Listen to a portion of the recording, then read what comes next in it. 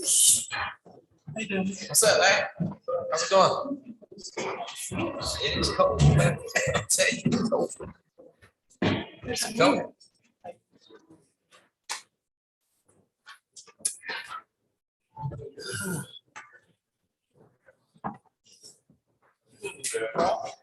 Can't complain, man. How about you?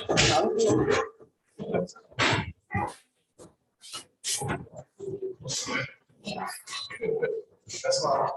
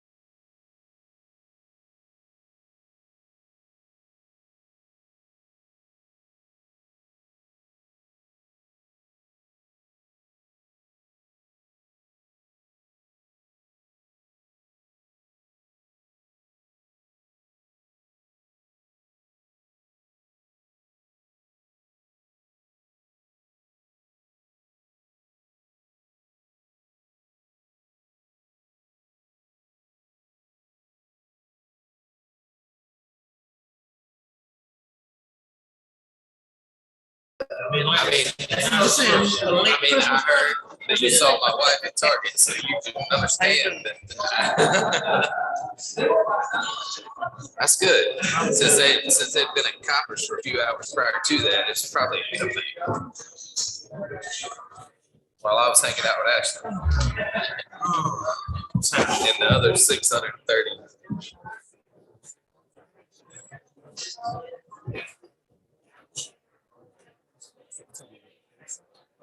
Excellent. Appreciate it. I'm really good. Thank you.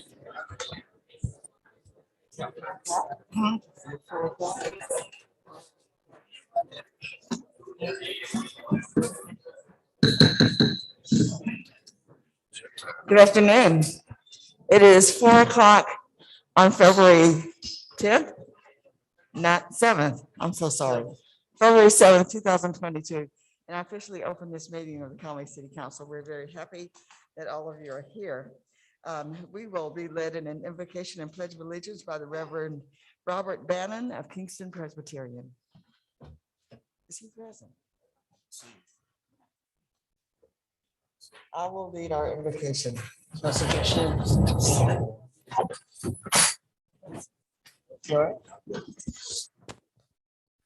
Dear God, we thank you for this day, for the presence of everyone here, the homes they represent, and for the benefit of being able to live in the city of Conway. We ask that you be present with us through this meeting, that you clear our hearts and minds so that we can take care of the business prescribed, and that we keep our sensibilities about it as we do.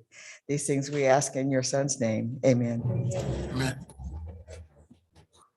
I pledge allegiance to the flag of the United States of America and to the republic for which it stands, one nation, under God, indivisible, with liberty and justice for all.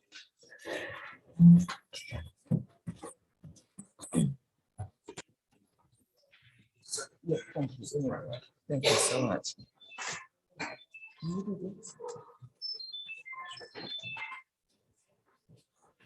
We are at item 3, approval of the agenda. What is the will of the council? Mr. Hyman? Is there a second? Mr. Jordan? I'm second. We have a properly seconded motion to approve the agenda as it sits. All in favor with a show of hands, please. Motion carries unanimously. As to the, I'm sorry, we do need to make one change to the agenda, and I forgot just that fast. Item.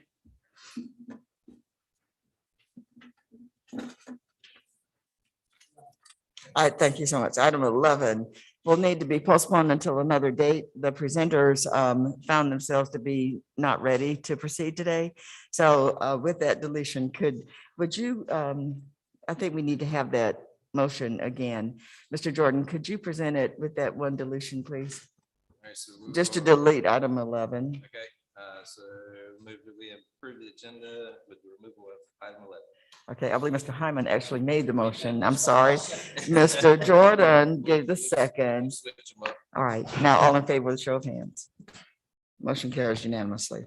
Now relative to the consent agenda, what's the will of the council? Mr. White. May I move that we approve the consent agenda? Thank you. Is there a second? Mr. Goldfinch? Second. We have a properly seconded motion also to approve the consent agenda. All in favor with a show of hands, please. Motion carries unanimously. We will now have public input. This is general public input. This has nothing to do with any item that is actually listed on the agenda. This is an opportunity for anyone to approach the city council with information that you think that we would benefit by knowing. It covers anything except information related to an individual employee. Of course, that would need to be taken up in a more private venue. And anyone who speaks will have 5 minutes to do so. Public input is not interactive, which means that we won't go back and forth in a discussion, but the city administrator or someone else may offer a business card, or if it's really, really simple, we may offer you an answer to your concern. Is there anyone here at this point who would like to speak in public input, general public input? Would you begin, please, by giving us your full name and your address?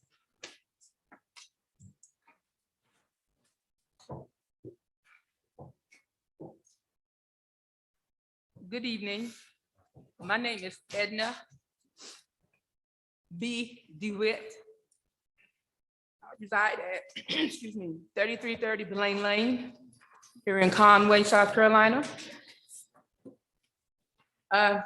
Madam Mayor and Conway City Council, I stand before you in total opposition of the proposed amphitheater to be built on 182.22 acres off of Highway 378.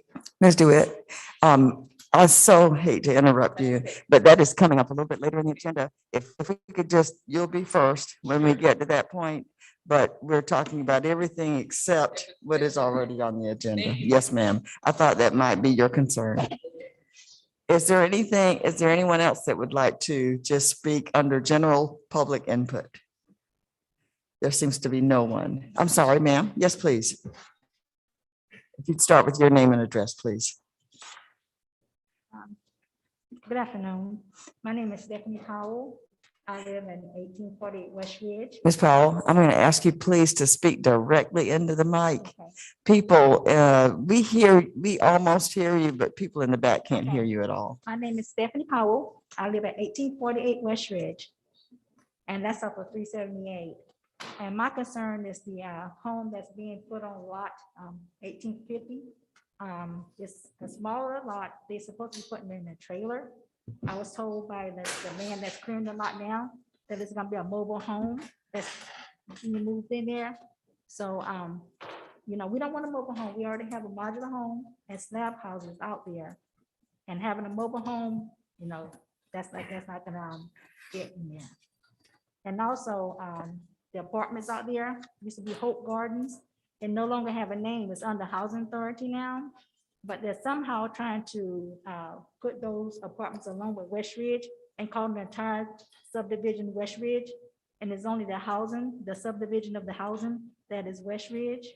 So if Housing Authority can give that section, the apartments that are a name instead of calling it West Ridge, that would be, good. Also with the mailboxes. The original owners don't have mailboxes to have their mail delivered to their houses. But the new homes that are being put there, the slab houses, they have mailboxes. But the original owners are being told that there's no HOA, which there has never been, and we don't want an HOA out there. But they're telling those original owners that they have to go to the post office to get their mail, which is not fair. And the box has been down over a year now, the community box.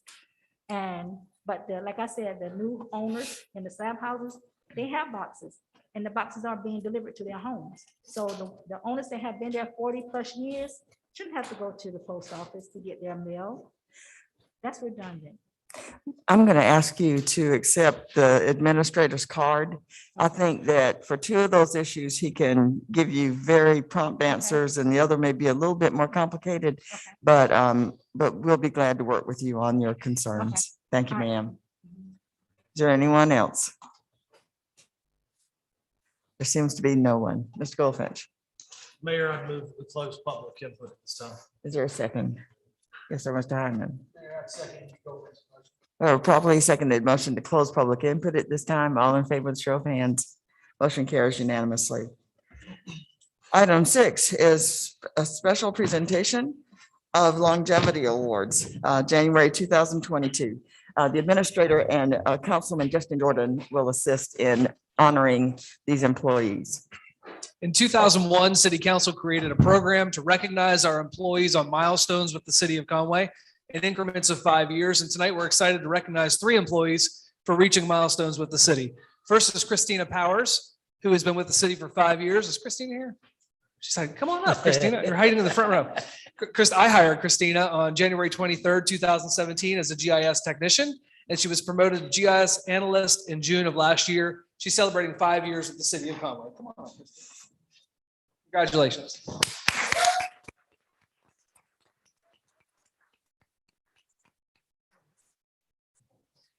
Next up tonight is Ann Howell. Is Ann here?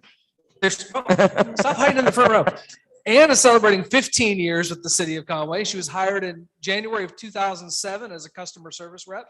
She was promoted in 2016 to utility billing specialist and promoted again in 2020 to utility billing manager. And she was the public service employee of the year in 2012. Congratulations, Anne. Thank you.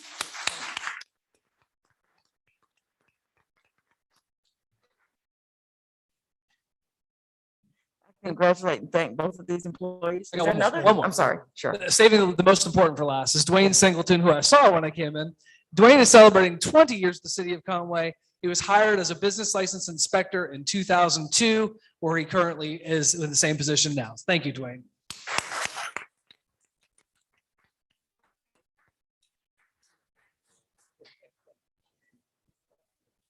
Thanks and kudos to these employees. One of the reasons we do as well as we do is because of the long-term commitment of people who come to work for the City of Conway. Thank you, all three. And now the employee of the month, item B, it's from Public Service.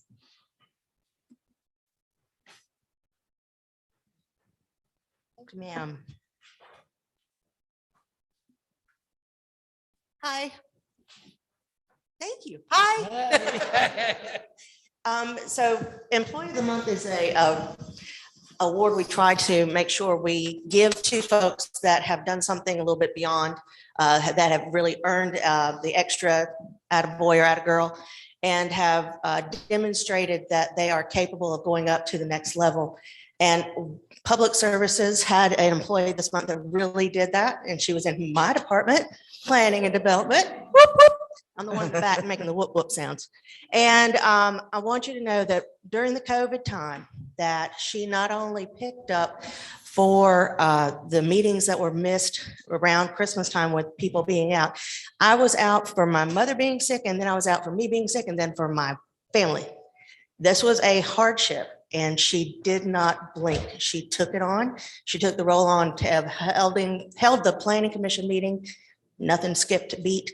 The services did not diminish during the time that she was there. We didn't have anything that went past due. And I'm just so thankful and grateful to be able to thank publicly Kim Wilkerson, the Employee of the Month for January 2022.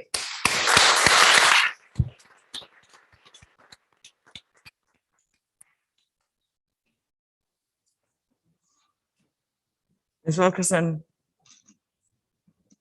as you smile, congratulations and thank you for your dedication.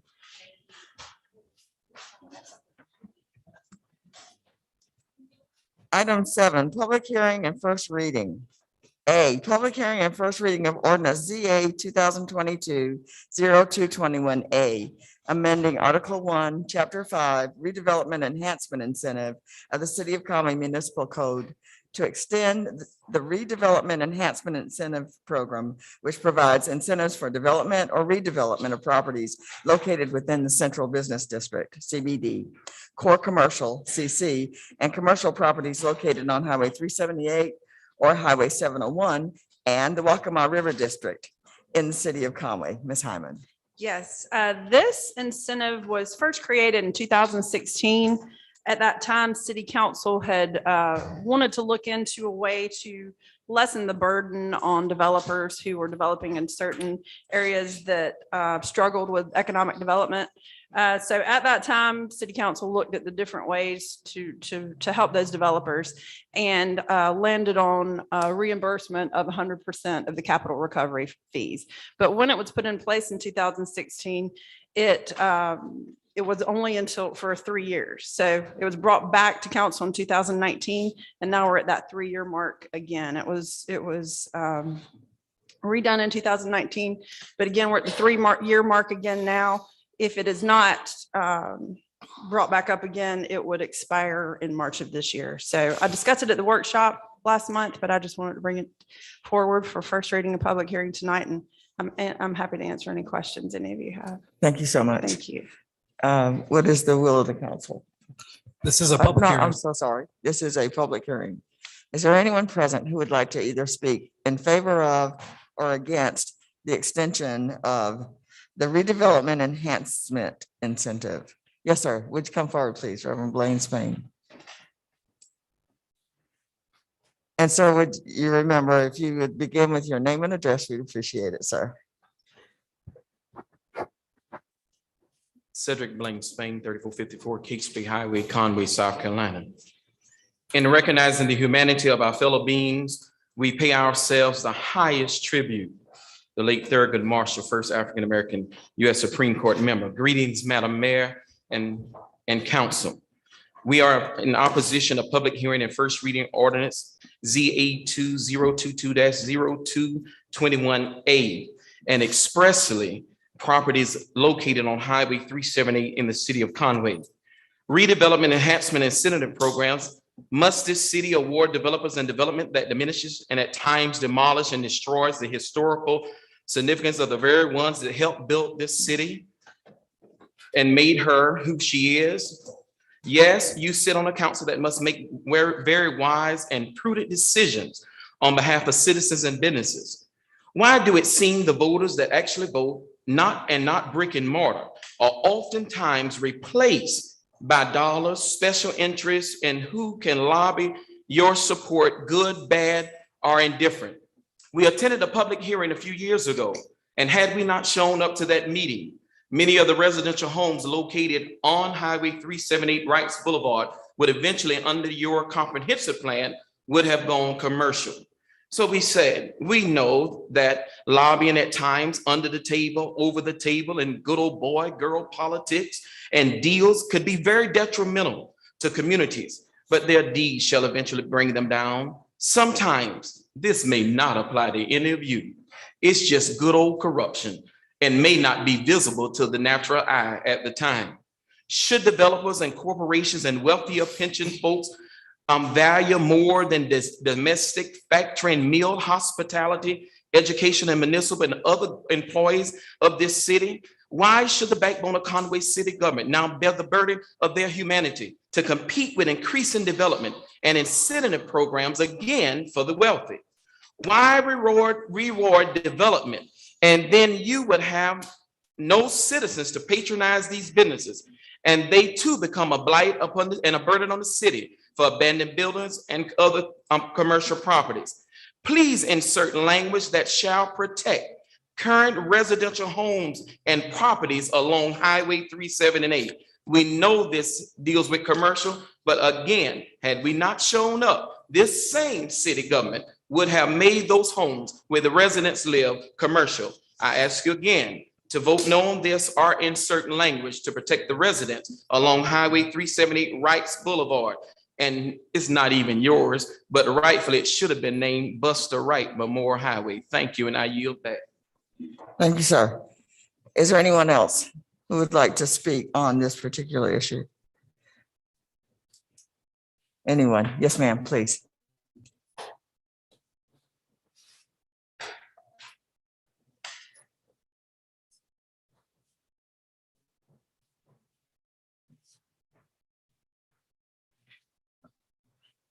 You may have or may not have heard me. If you please speak directly into the mic, because people in the back particularly have a lot of difficulty hearing, and begin with your name and address, please, ma'am.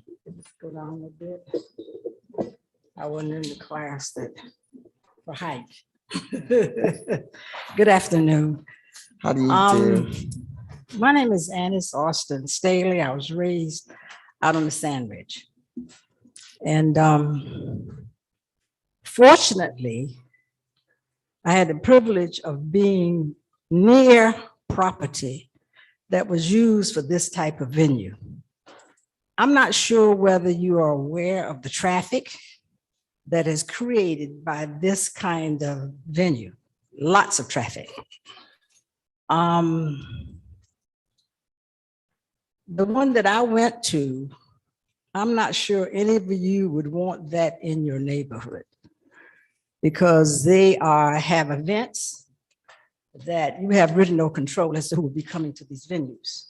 Ms. Austin, I so hate to stop you. That is next on the agenda. Oh, that's next? Yes, ma'am. Okay. I'm so sorry. I know that you just walked in, and that's the next one. I promise another person, they could be first, but we'll hear from you second. On the issue of the redevelopment enhancement incentive Is there anyone else? Yes, sir, please.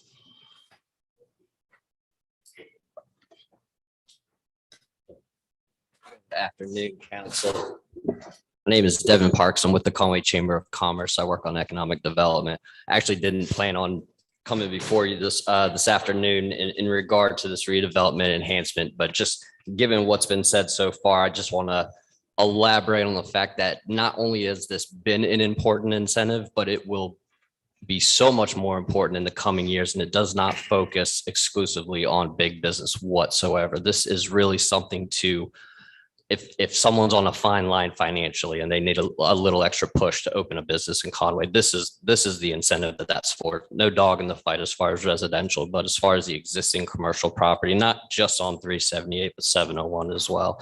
I think it's really important that we show that we are a business-friendly city and continue with this incentive. Thanks so much, Mr. Parks. Thank you. Anyone else? There being no one, I move that we close the public input at this time. Is there a second? Thank you, Mr. Hyman. All in favor of the show of hands, please. Motion carries unanimously. Thank you. Now we're on item D, which is public hearing and first reading of ordinance ZA 2022. Needs to be a vote or a motion or something. Mayor, I did have a question. Sure. Absolutely. If you have to look at this year, I don't know if y'all got projects approved. So, I see Hall Eye Surgery Center here. With that Dr. Hall. Correct. Under the bridge, That's a restaurant that will be coming downtown. Conway Animal Hospital. Right. That's a local doctor. Right. Local Bistro is a local restaurant. Correct. Third Mall, which is local on Third Avenue, Kick Coat, which is a local restaurant. Yes. I just say that. None of this is big. No.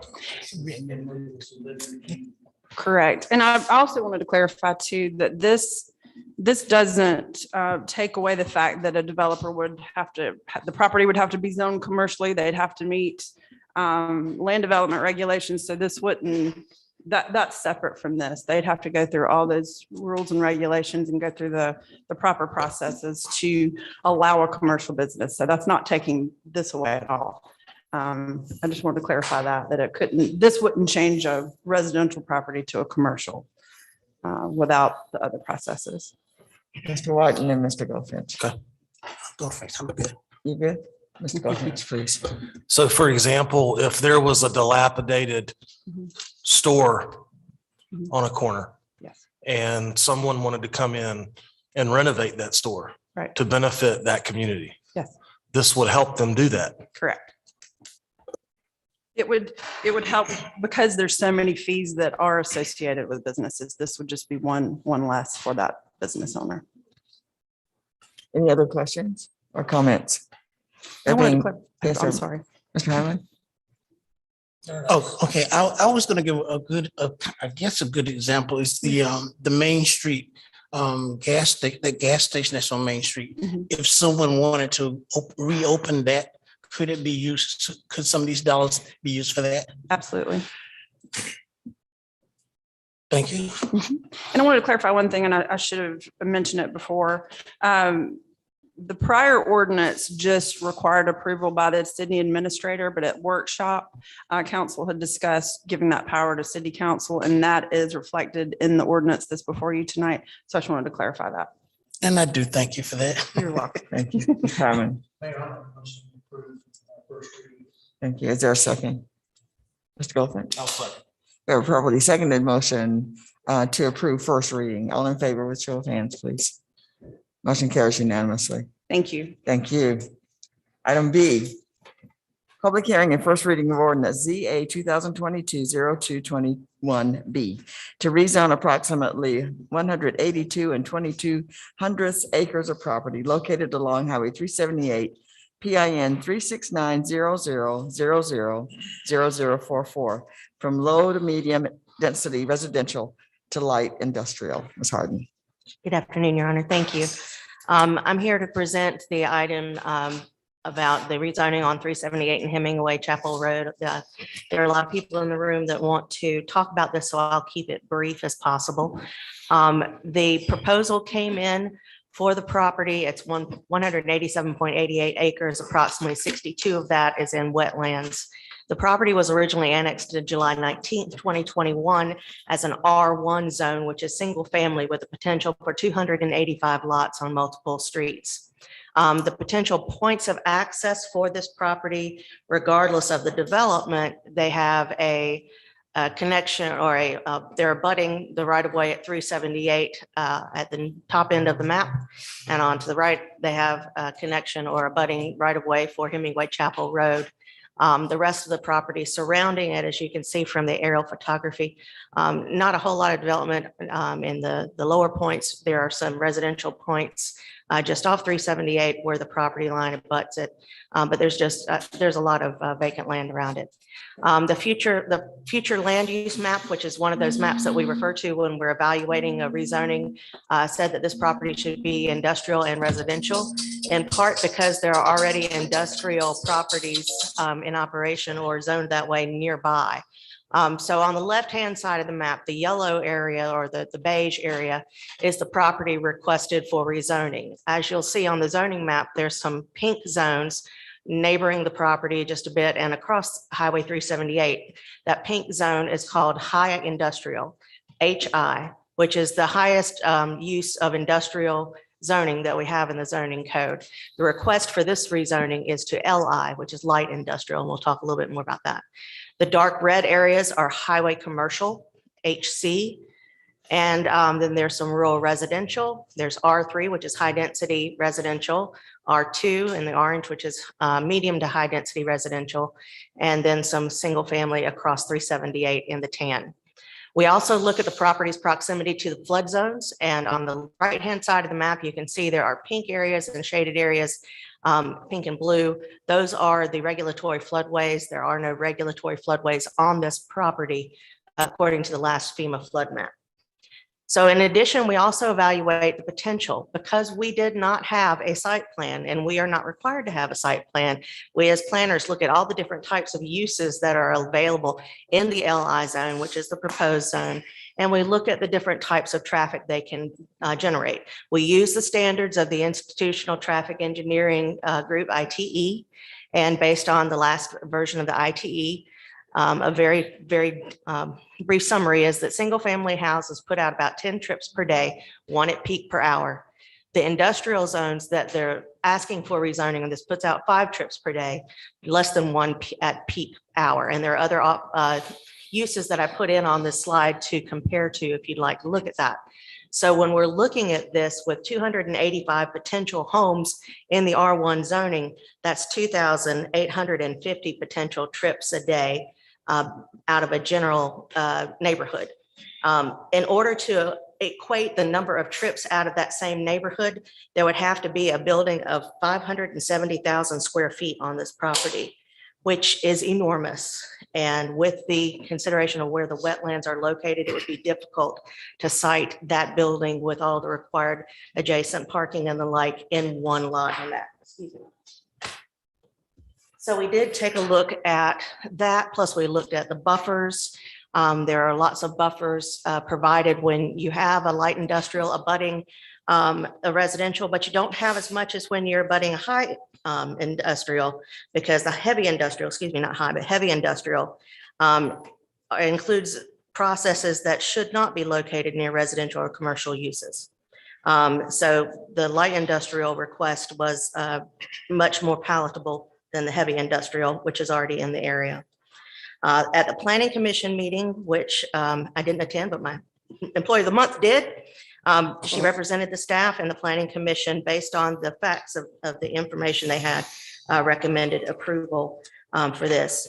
There are other things that we discuss when we talk about new development. We talk about industrial generally brings jobs into the workforce, that any internal processes or internal access ways into the property would be private and not turned over to the city, where if you had a single family residential zone, you'd have several streets that would be turned over to the city for maintenance and added to the roster, and that there was ample space and buffers for other design impacts on factors on site. Taking all of that into consideration, the staff also had recommended approval in general. Now, again, we don't have on the application a or a specific use. The applicant has asked for this zoning. We evaluate it based on any use in the LI being able to go in there. We look at the site, it's got a lot of space, a lot of time and a lot of area for design standards and constrictions. And that's what we based our recommendation on. Thank you, ma'am. I personally have a potential conflict with this issue because of the location of property that I own that may, the value of which may change one way or another relative to what is decided. I'm going to turn this portion of the meeting over to Mr. Alex Hyman, our Mayor Pro Tem, and I will recuse myself. Thank you, Mayor. We'll go ahead with public input. I know we do have some people who were here. Maybe you were first up, so if you'll again state your name. And again, you will have 5 minutes to speak. Madam Mayor, I apologize because when you said public input, I jumped up, ready to go. But again, my name is Edna B. DeWitt. I reside at 3330 Blaine Lane in Conway.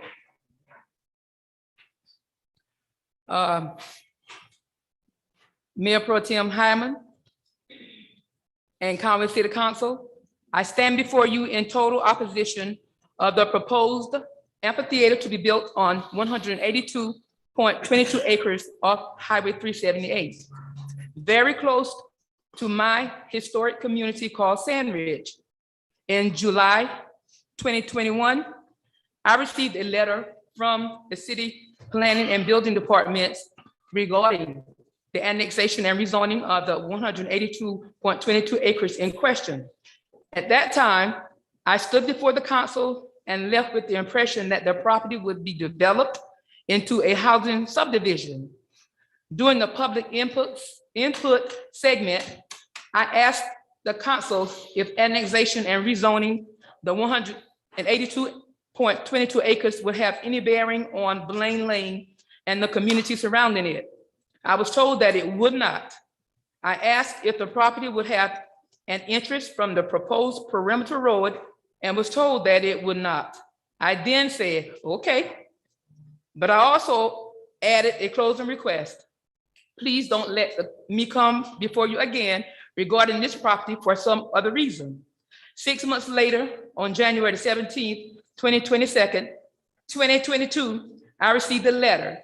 The contents mentioned nothing concerning an amphitheater, but as the first letter, it contained a map showing an interest from Highway 378 and Hemway Chapel Road. Soon after receiving the letter in the mail, I heard on the news about the proposed amphitheater for the 182.22 acres off of Highway 378. Can you imagine what came to my mind after hearing this on the news? My opposition at the point is based on the following reasons. The Sand Ridge community is a part of the National Heritage Area called the Gullah Geechee Heritage Corridor. Our culture is viewed as one of 11 most endangered cultures in the country. Many communities like ours along this corridor are viewed as important and valuable to the American history. An amphitheater of this kind will create a feature in our community that will disrupt our history, our value, as well as our normal. A 21,000-seat open theater of this type would be absurd for the Sand Ridge community. There are 3 churches, our sacred houses of worship, that have been among us since the early 1889. No doubt, the noise and traffic will be disrupted and will interfere with the worship services and Bible studies that are so relevant to our cultural beliefs and practices. The theater would be too close. If I make a path through the Blaine's property, I would be able to walk to the proposed site. Right now, the Sand Ridge community has a major gas line that was brought down Highway 378 from Columbia, thanks to South Carolina Electric and Gas. Next, before our same community is a major proposal for a 4-lane highway with a wide median, thanks to Horry County Council and South Carolina Department of Transportation. As I close, I still leave with more questions than answers. What's next? I plead with you, Madam Mayor, Pro Tem, And to the city council, please take the Sandwich community and its long and valuable history and culture into great consideration when you consider your vote on this amphitheater or anything else that will just destroy, disrupt, and interfere with one of your most valuable communities. Enough is enough. Thank you. Thank you.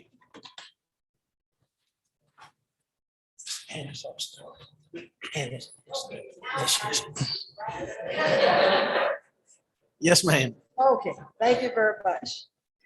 Sister DeWitt has done the recognition of the people on the desk, and I appreciate that. She's done a really good job on the history.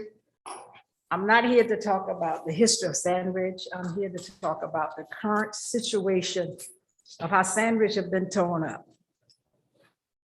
Now, we have people out there that's losing their homes because of a road.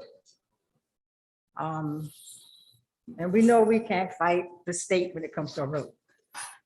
But now we're getting into things that people are supposed, this thing is coming in to make profit. And at some point, you need to go to another community. There are other communities around. We have, it is not pretty watching people lose their land. There's nothing they can do. Now they've moved the road, And finally, we heard that the electrical power line has to be moved. And we know what all that means, but that's all in the same community. Now we come in an amphitheater. As I said earlier, amphitheaters are normally on roads that are international roads, interstate roads. To bring an amphitheater into a residential area, you may say it's 185 acres. The young lady that gave the proposal, she talked about jobs. The question that I have is, what wages are these jobs? That amphitheater that I had a chance to visit, it wasn't the executive jobs.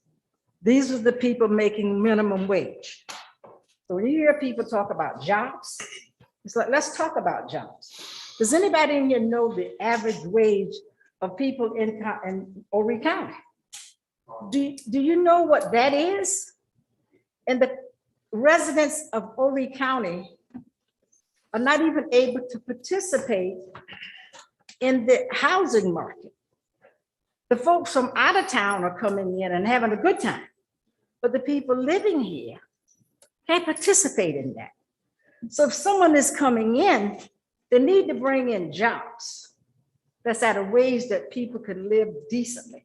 The people that's living here, they get land from their parents or from their aunt or uncle.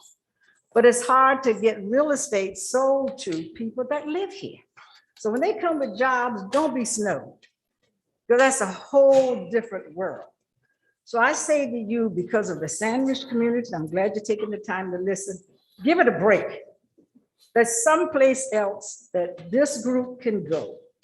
And this kind of event coming through the Sandwich community again. Now, we may say it's not going to affect Sandwich, but they go those back roads and they get there. So I'm saying, I'm pleading with you, let's just give Sandwich a break. Thank you very much.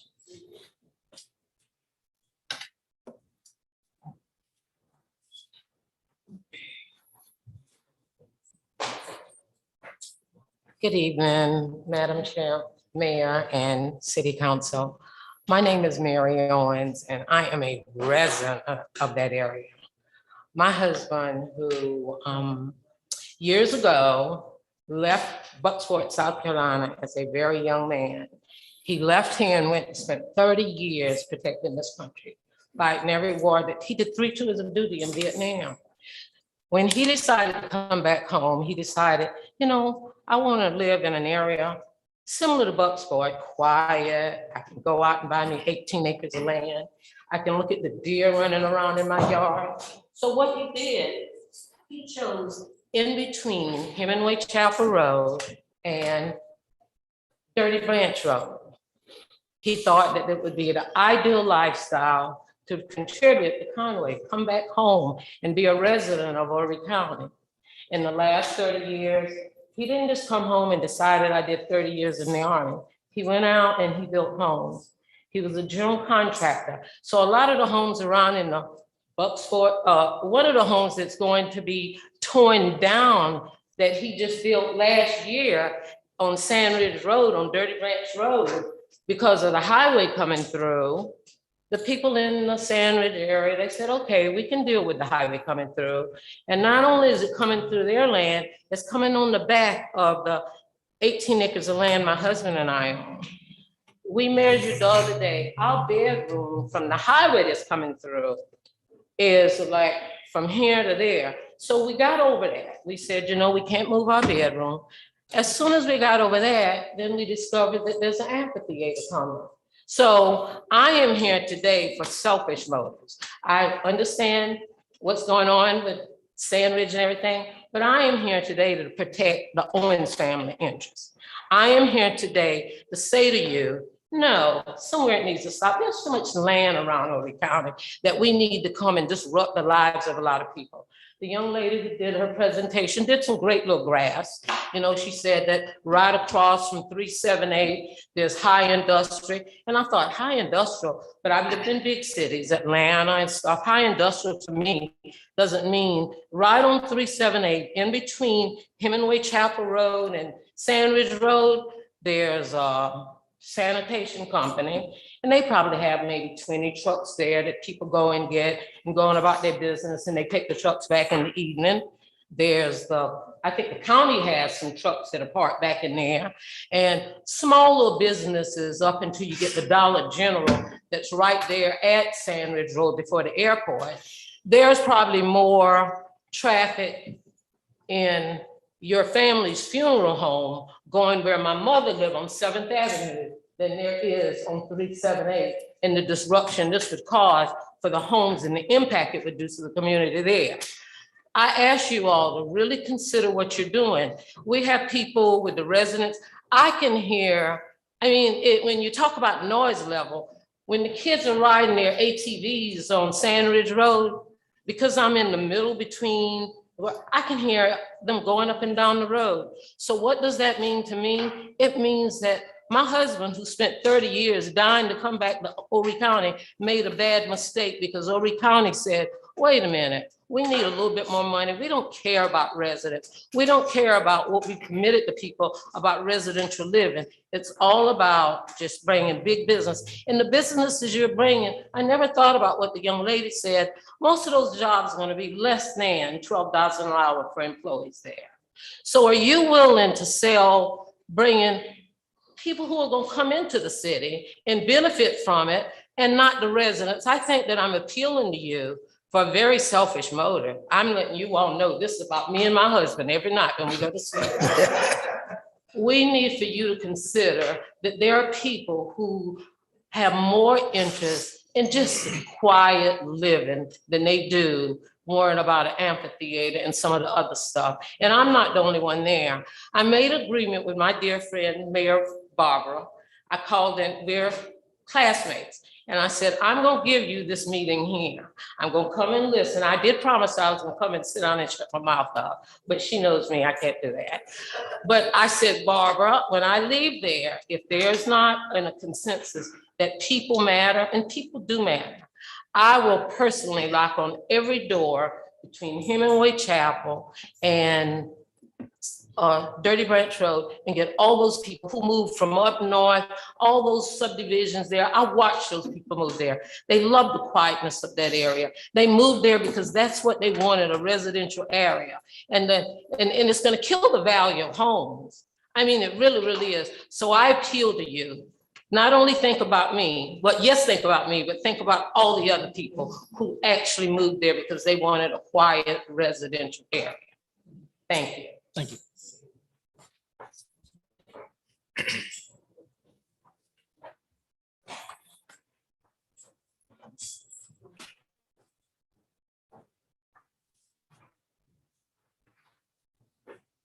Mr. Bell. Good afternoon to the How you mayor doing? and city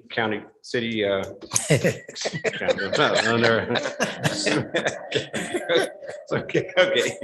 brains in that mode. Okay. I'm Morton Bellamy, Horry County Council District 7. Good evening to the city councilman and the mayor. Based on my analysis and conversations with the Sand Ridge community and their consensus, okay, I want to make this perfectly clear that the Sand Ridge community, they are not anti-development.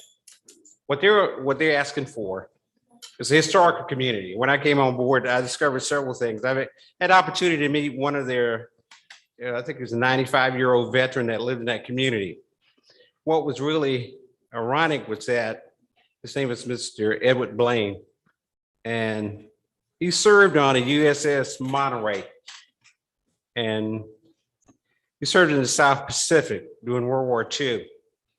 And he was off the coast of Japan when Japanese surrendered to General MacArthur. How does that happen?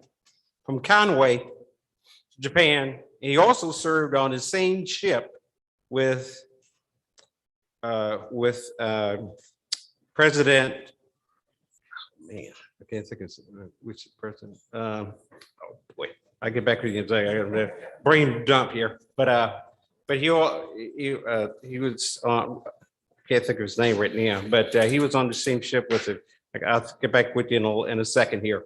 But for as the community concerns is about keeping that community intact, okay, with development. What is compatible with the existing community, green space, buffers? Further define what is light industry and how is that going to impact the community? And then taking under consideration how we do smart development in that location. And that will be maintain that decorum and aesthetics for that community. And that's what we're asking for in your consideration. Do that and keep that community intact. And also, I have it, Lieutenant Gerald Ford. Mr. Blaine served with Lieutenant Gerald Ford, who became President Gerald Ford. So we have great deal to be proud of in that community there, and the historical significance. So we're asking this council today to take that into consideration when you're doing development in this historical community, to maintain that community integrity, maintain that community, that bedroom community, that community where you can walk the streets. We know there's going to be noise, there's going to be traffic, but maintain that lifestyle that are currently in existence today. And thank you very much. Thank you, Mr. Belling.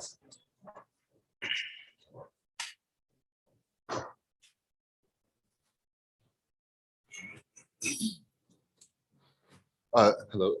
Sorry for the appearance. I just came from work, but I felt this was important enough to come and speak. Like the young lady over here, I'm going to be a little selfish. I'm going to speak about my own personal area. I live Dirty Branch Road, 1962. I'm Jeff. My name's Jeff. We moved there for quiet. It's very quiet. When we first moved there, we used to have, I can't tell you how many deer we used to have in the front yard.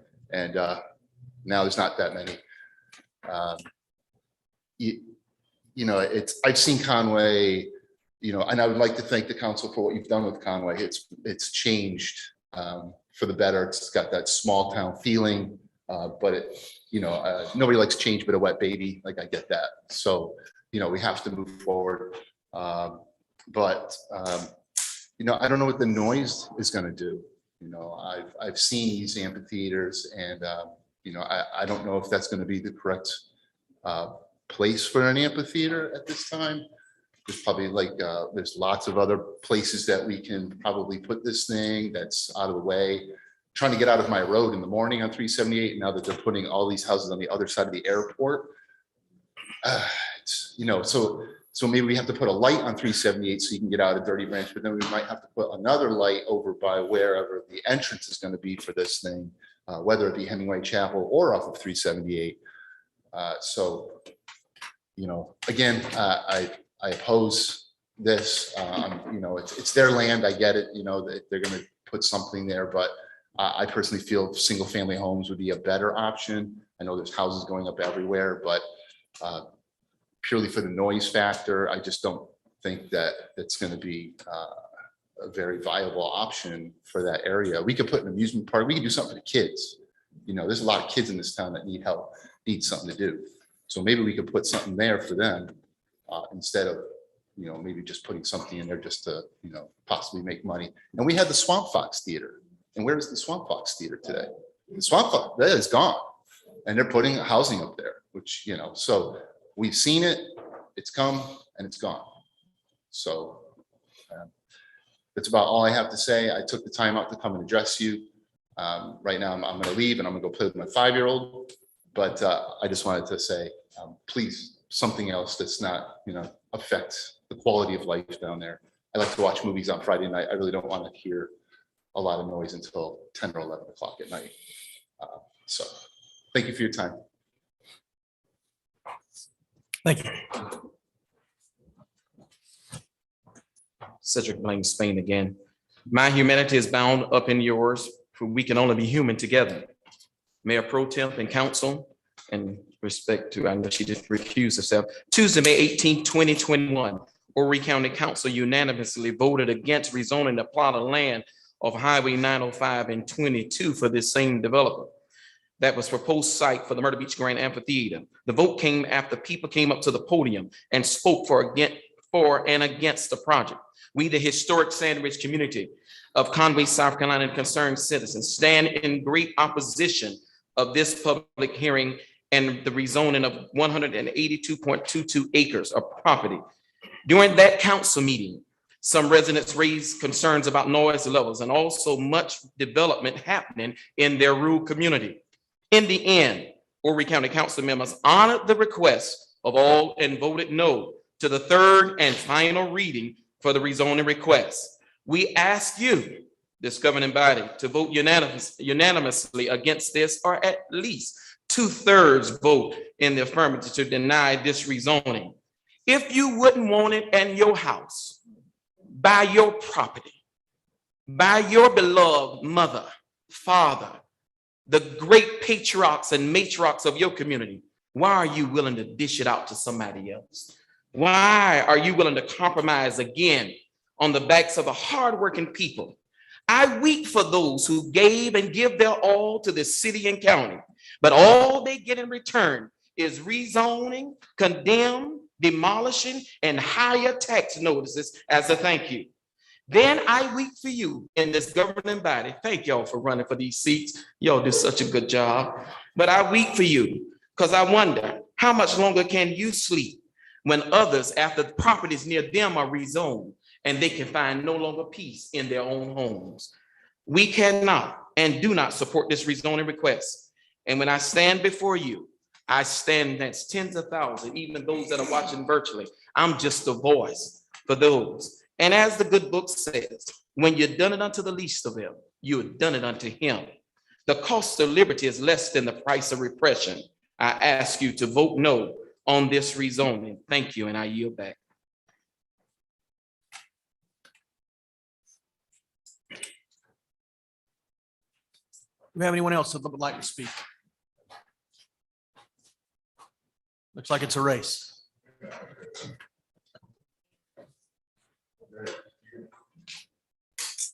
My name is Laurie Wise. I did not come here today prepared to speak, but I did come today to object. My property I own the land and it's been in my family for a very long time. And I actually have some of them here today, but it is on Tampa Lane, which would be, I mean, I can literally throw a rock to this property.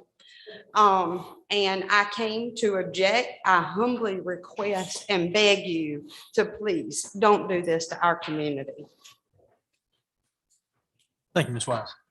Mr. Down.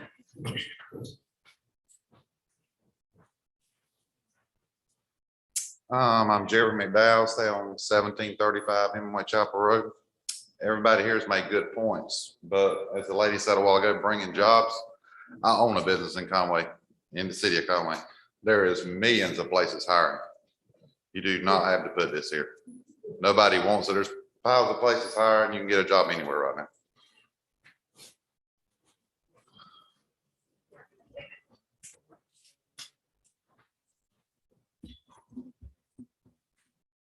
Anyone like to be heard on, else like to be heard on this?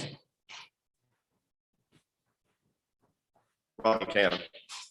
I live on Dirty Branch. Matter of fact, the bottom of that property, what you saw, will be touching my property. Probably it's less than 100 yards from my house. I guess my only question, I agree with everybody, what they've said. I guess the lady said it the best. My family's been there probably about 30, 40 years. I've got enough property there that I can have enough for my son and my daughter if they want to move out there to me. But the amphitheater, if it is, that's what it's going. I didn't realize that's what it was doing until I came to the meeting today. So I guess the way I look at it is, if you're looking at the traffic, the one question I've got is I relate it to Conway High School in a football game Friday night. If you deal with the traffic there, imagine the traffic at that one event at that time coming out of that place at that one bottleneck on 378. It's 2 lanes right there where it's at. So, I mean, eventually it's going to be 4 lanes, but I mean, I guess I got a question. I guess the other question I've got, because I remember, some of y'all remember the racetrack used to be over there on the other side of the road and how loud it was. Well, I could hear the racetrack from my house there. This is going to be even closer. So the noise, I guess I got concerns on the plans of what the time frame is of when they're going to have their events and everything of that nature. And I guess you don't know that now, but there's a lot of questions I've got that's just going to ruin my property. I mean, it's bottom line. I guess you said it best. What would you do if it was coming to your property? Thank you.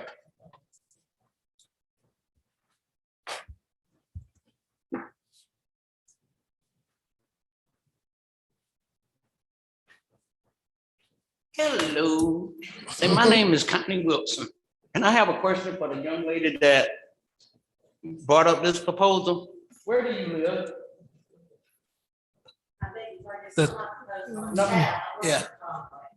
Okay, but would you want this amphitheater within a couple of miles of your house? You can't. I mean, I'm sorry, but I've lived on Sand Ridge for all my life, 64 years. And when I was young, we used to have to listen every weekend to the people on the racetrack that was across 378, wasn't right at our house.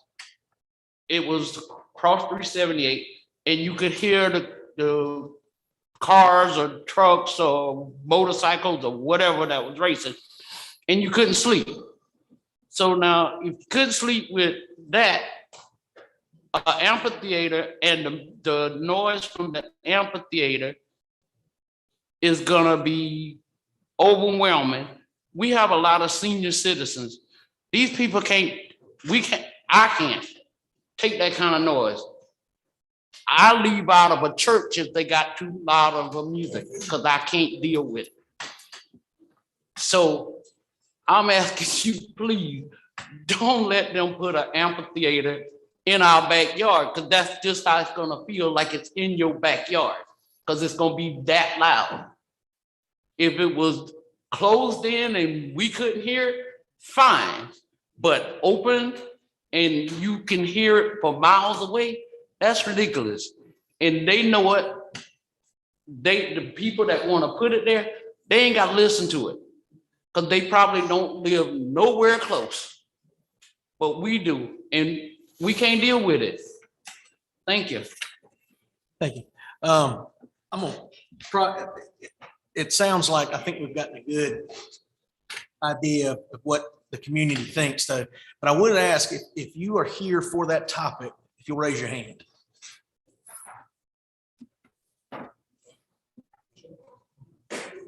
Gotcha. Gotcha. Thank you. I appreciate hearing from everybody. I think that this council's got a pretty good gauge from where the community sits, and I understand. We do need to close public. Mr. Mayor Pro Tem, before you close public input, just to be sure that we did receive a number of email letters on this. They're in your packet. They'll be made part of the record as well. Gotcha. And I think one of the ladies that sent us an email, was it you? Did you send a letter? I thought I saw your name on one. Maybe I'm wrong. Maybe not. Thank you for that. I would ask, I don't know if the applicant is here and would like to speak at some point. We can close public input prior to that. Mr. Goldfin. I move that we close public input. Do I have a second? Mr. White. Second. Hearing a second on that, I'll call a vote. All those in favor of closing public input signify by raising your hand. Motion passes as far as closing public input. Now, that being said, Ms. Harden, if you would, I'm sure that we probably got some questions that either you or the applicant might be able to answer. Yes, sir. I'm happy to answer what I can. I had just had a couple of things that have we gotten anything to say that the redevelopment is actually an amphitheater?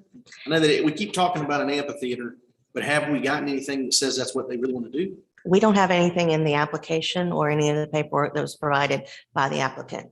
The name of the applicant is the same that applied for an amphitheater outside of our jurisdiction. So that's where that's coming from. Yes, sir.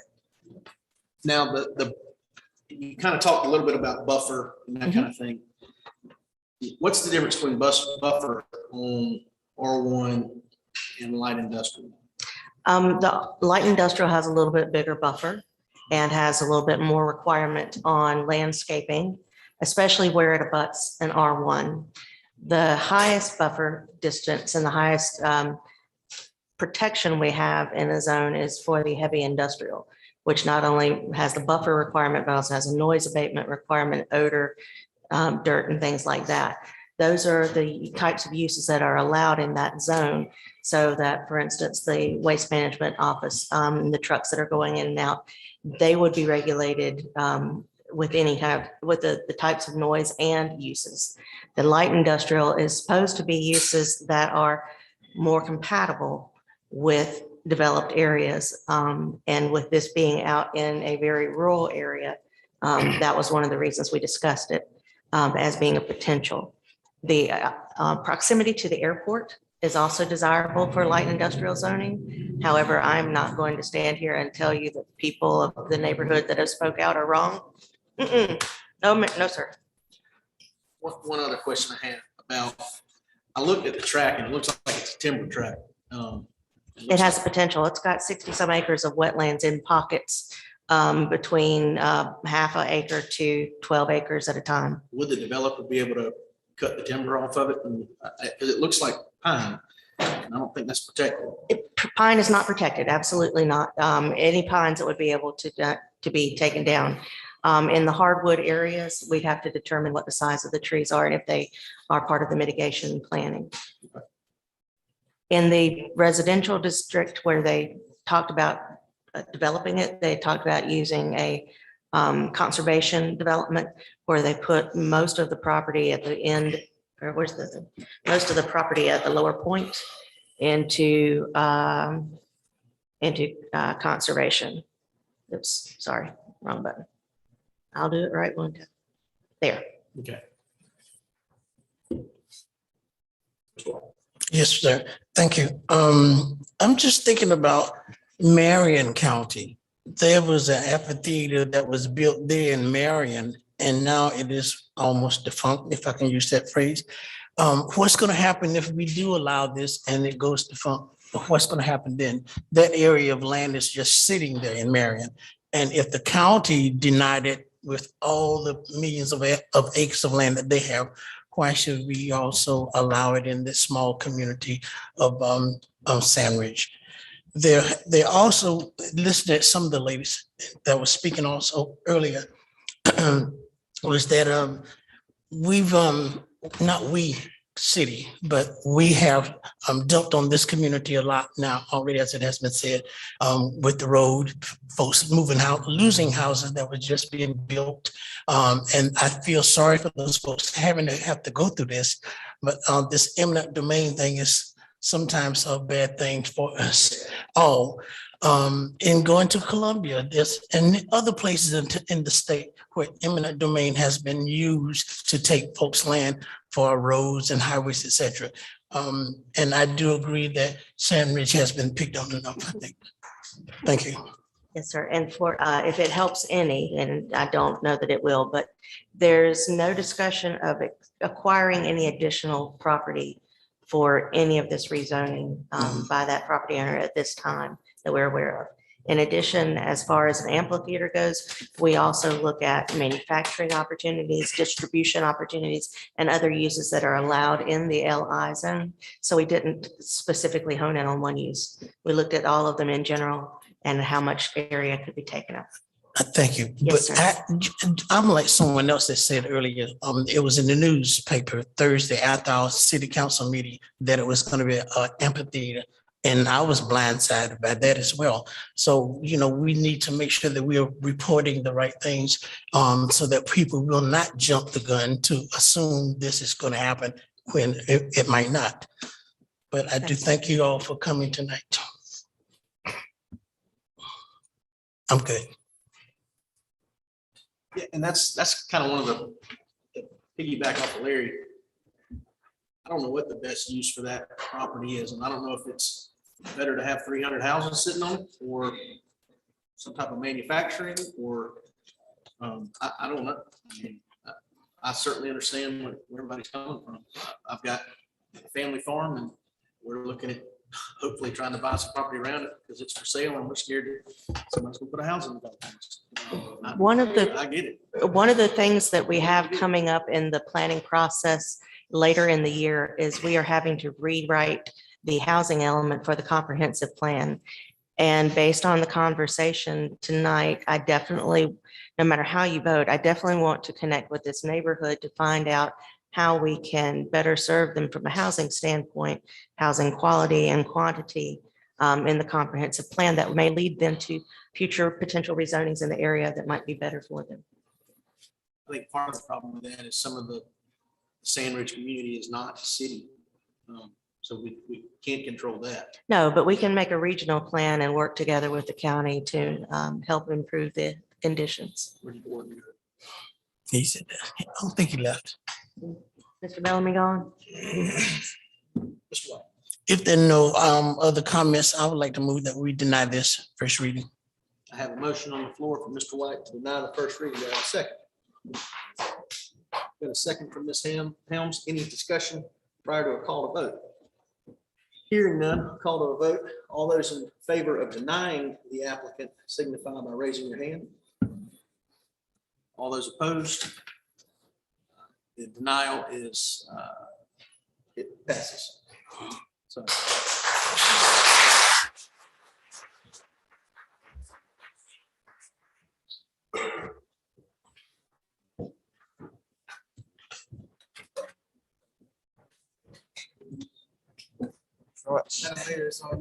Thank you so much, Mr. Hyman.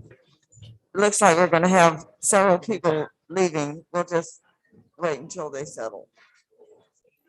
Good seeing you. Take care.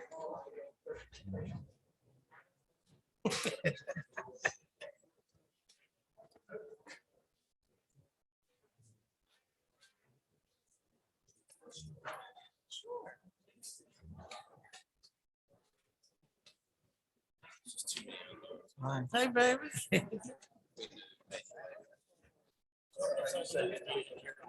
Yeah.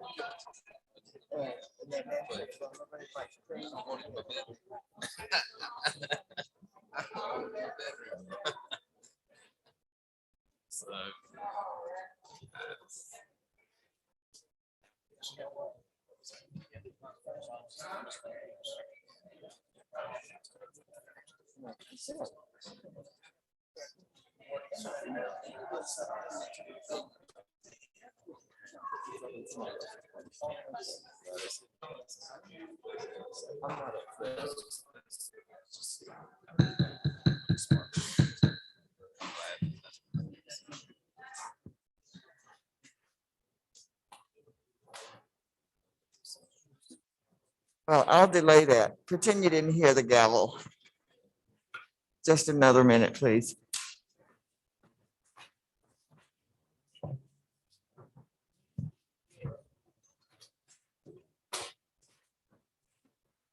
Moving on, item 8 is a public hearing and second reading of ordinance ZA 2020-20207 to rezone 1 1/100th acres of property at 2908 4th Avenue, PIN 36808030006 from City of Conway Low Density Residential District to Jamestown Baptist Plan Development. Ms. Harden.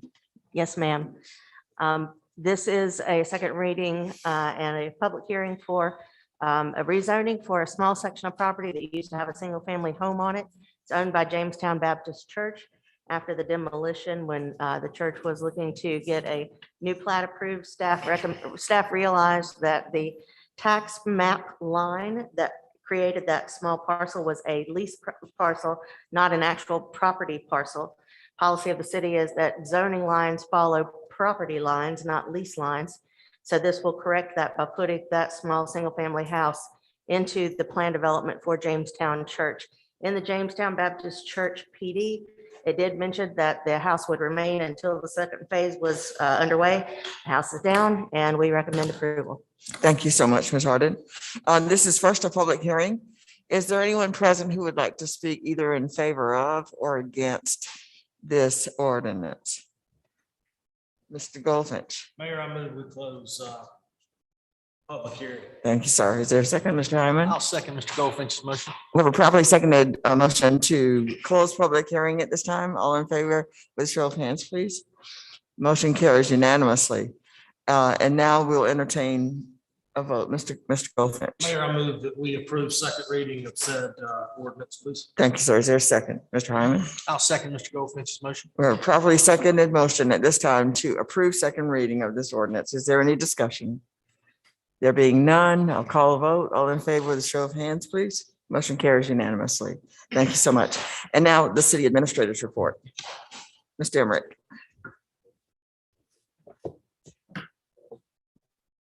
Went a little high on that. Good afternoon. I'd like to start very briefly congratulating our recreation department and his staff on the father-daughter dance from Saturday. I know, Mayor, you want to talk about this, so I'm going to leave it with just that, but great job, Ashley. An update on phase 2 of the 4th Avenue underground utility conversion. The next phase, as you know, runs from Beatty Street to 3rd and 4th Avenue where they converge. The project was originally delayed due to shipping of some supplies needed and some of the winter weather that we've been getting. However, the contractor, Carolina Conduit, is currently ahead of schedule, and they plan to have the underground portion complete by July of this year, which is really fast considering how long phase 1 took. The removal of overhead lines should happen by the end of the calendar year.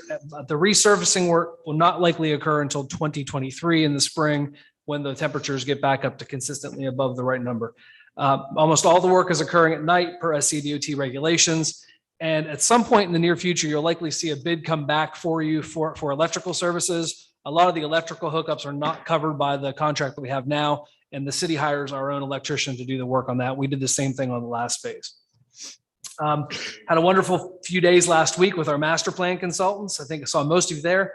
The planning effort started with a long walking tour of our downtown and riverfront.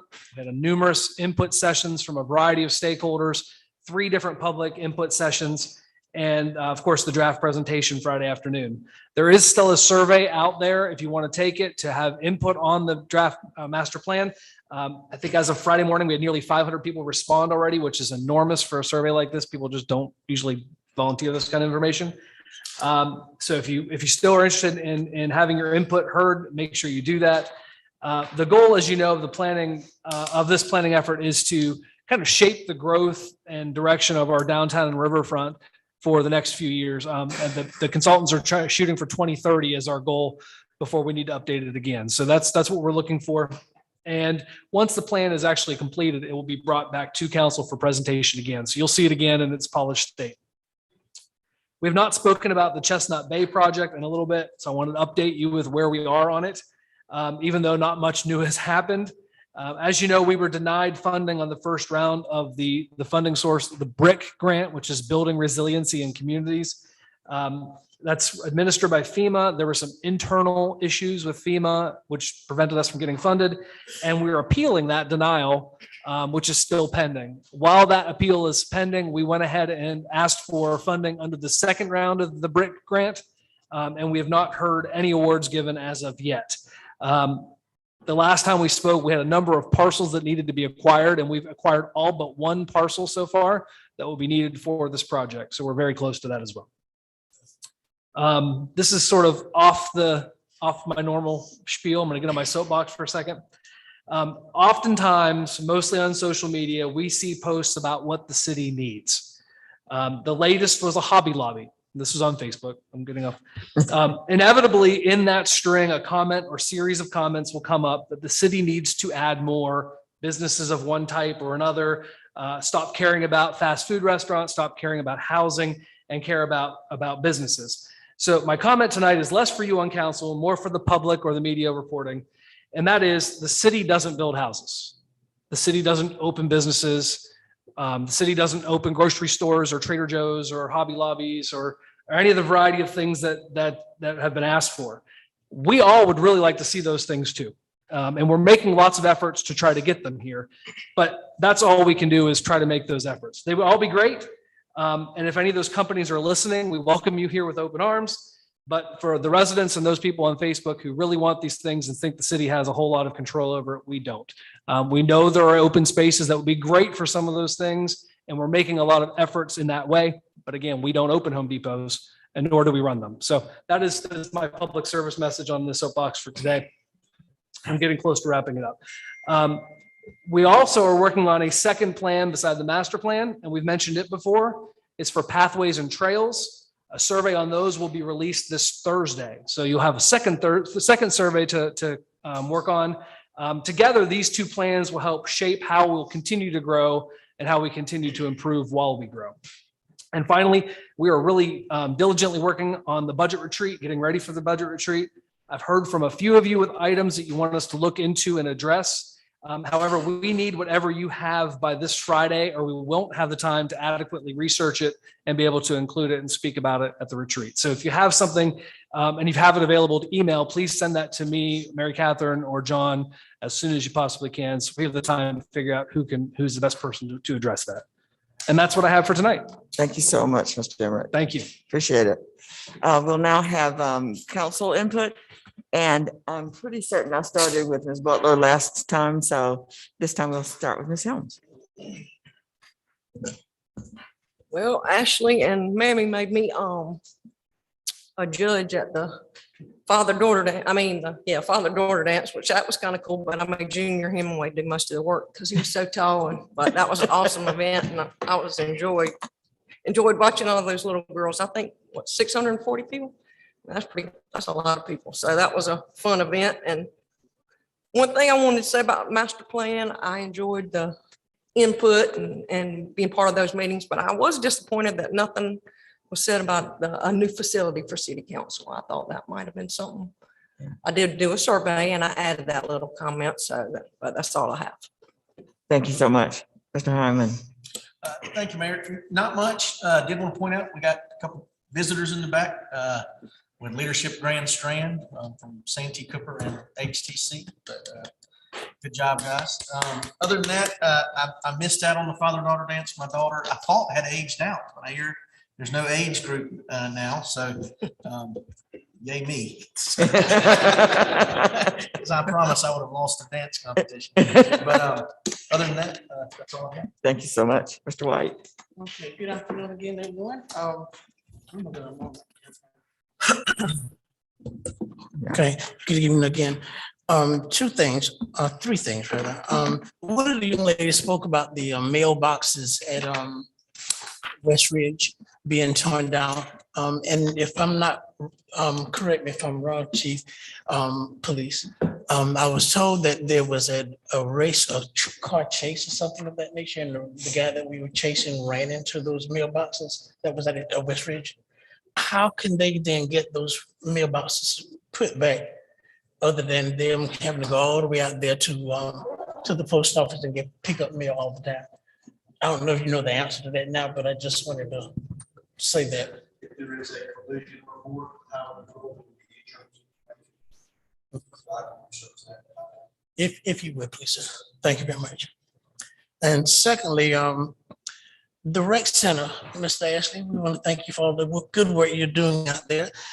We are getting ready to have a COVID testing. A group from out of Atlanta called me one day, asked me if they could come. I said, whoa. Let's talk to the man who runs the place first. And so they have agreed to come, free testing, and also he's going to be doing vaccination out there as well, correct?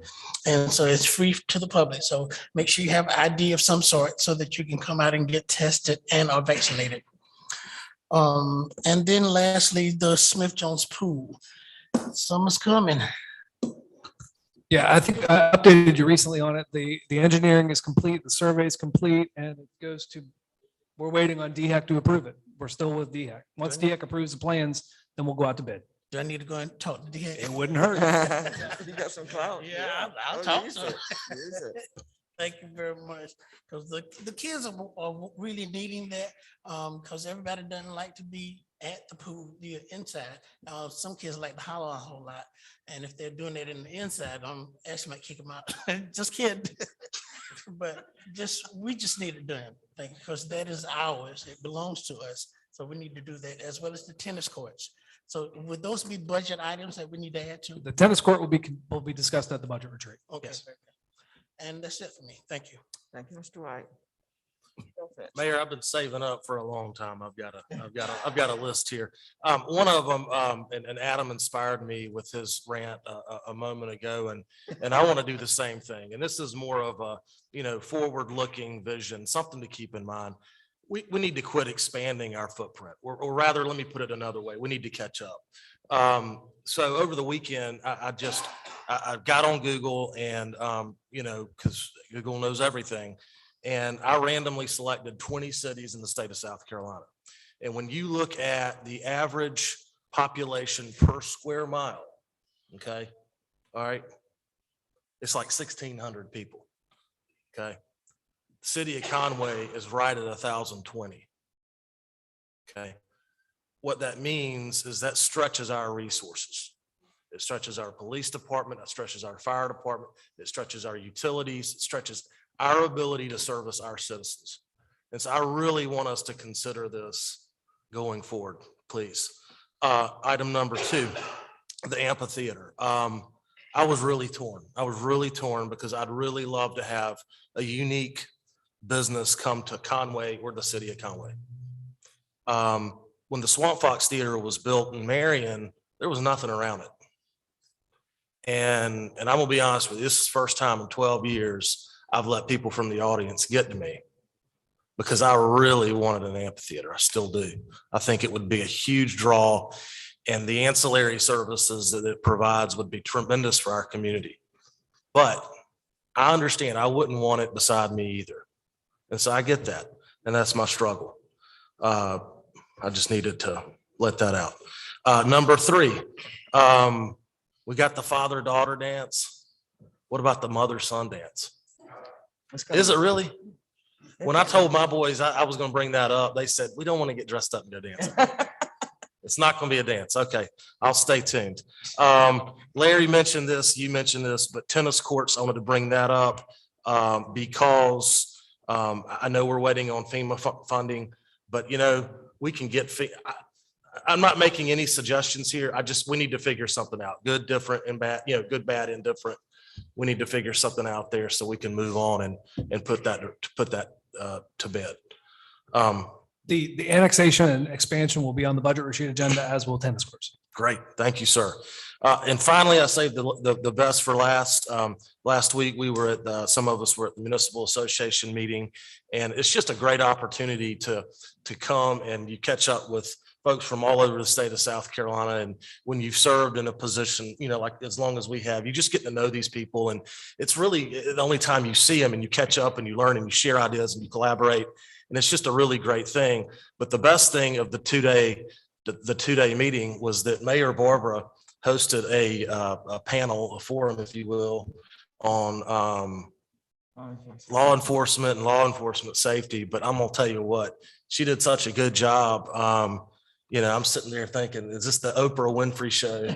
You know, you were moderating and doing a great job. I'm not blowing smoke, and you know, I don't kiss tail, but you did, and it reflects. And I share this because it reflects well on our city. And so, thank you. I appreciate it, and that's all I've got.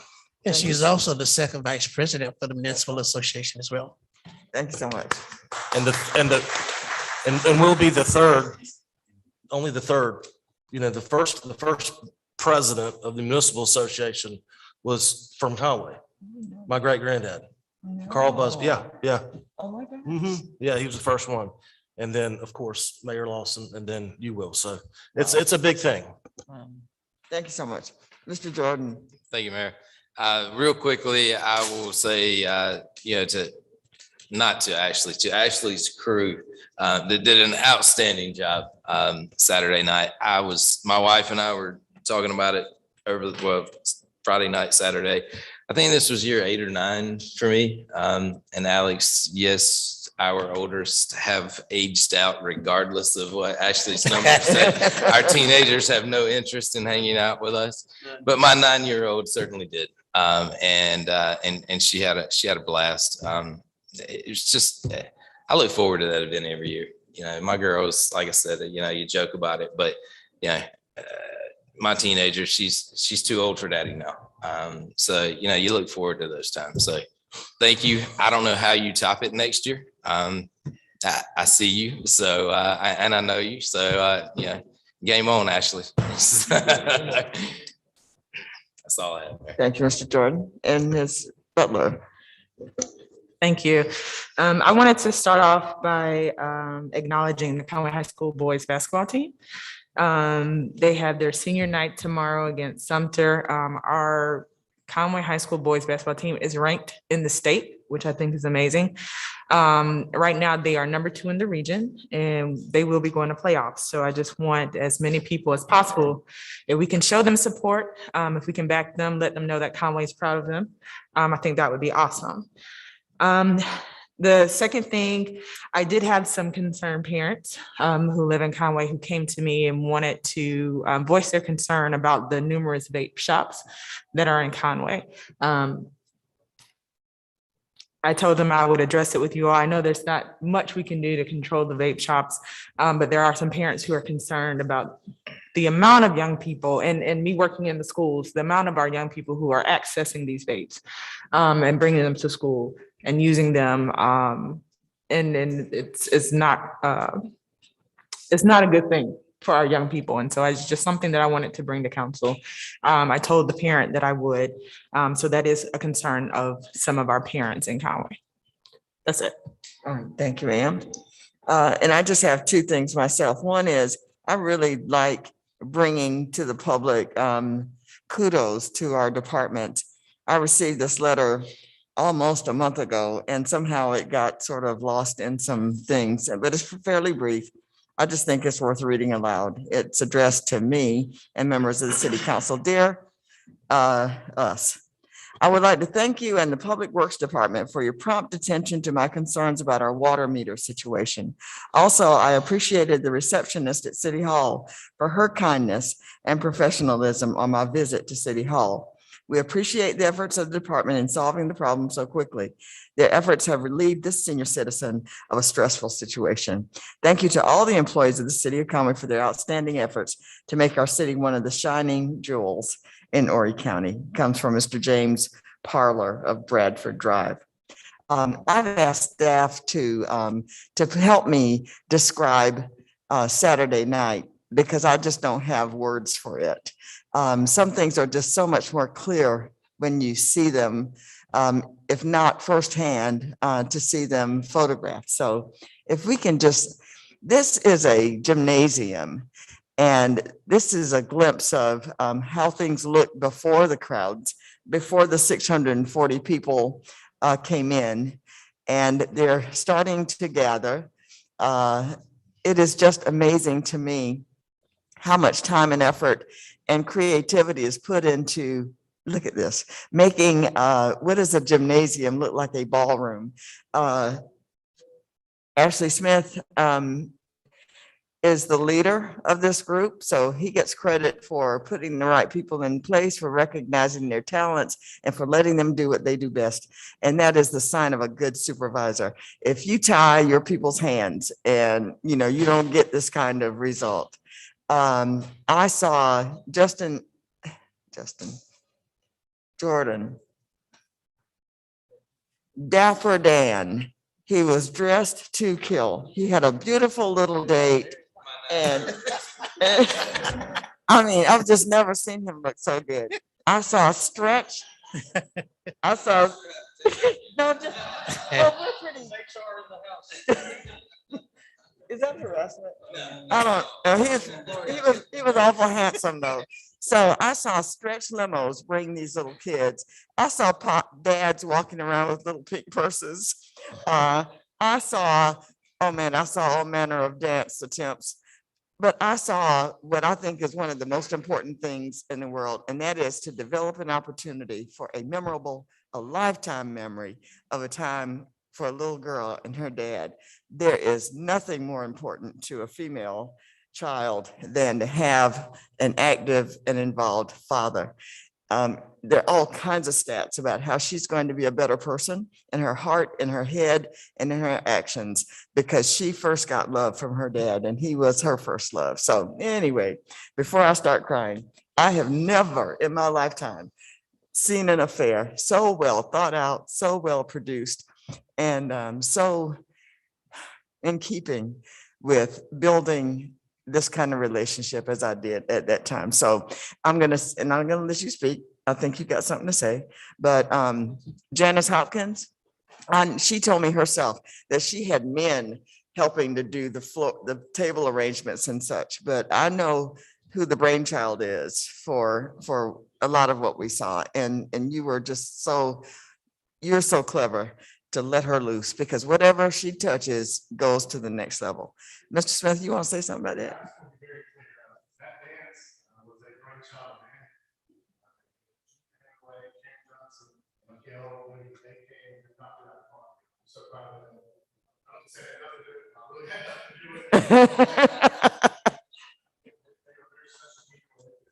Well, at your evaluation time, we'll give you some credit for it, but yeah, we understand. Please join me in applauding their good work.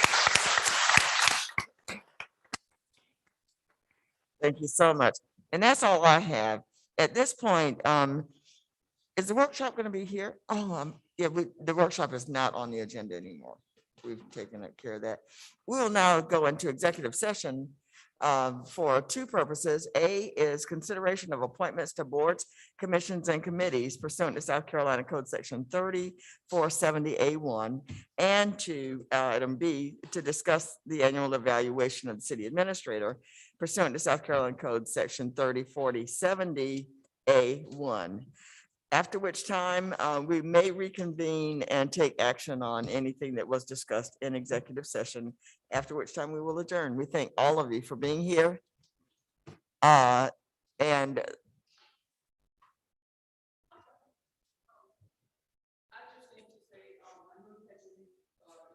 recuse.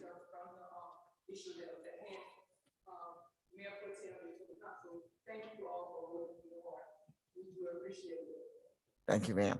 And I knew you'd say something lovely, so I certainly was going to give you a chance to say that. Thank you so much, Ms. DeWitt. Yes, sir, Mr. Goldfish. Mayor, I was going to move that we go into the executive session. Thank you so much. Is there a second? Either of you? Second. We have probably seconded motion to go into executive session at this time. All in favor, show of hands.